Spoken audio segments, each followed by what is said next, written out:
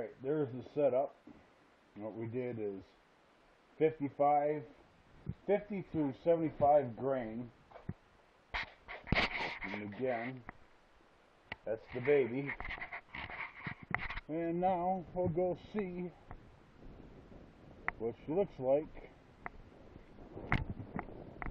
at 100 yards.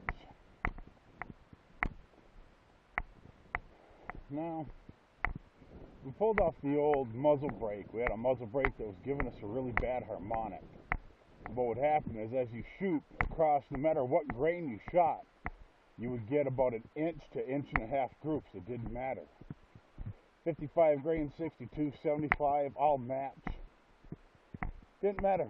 You'd get them all over the place. Looked like Lassie's freaking wash pail. So, took the muzzle brake off. Now we're going to go see what we got. Hopefully it's a lot better. Oh yeah.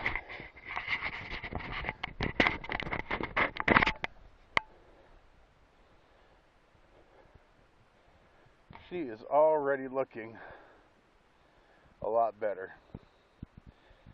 75 grain, 62s, 55s, 52s, and the 50s are just about beautiful.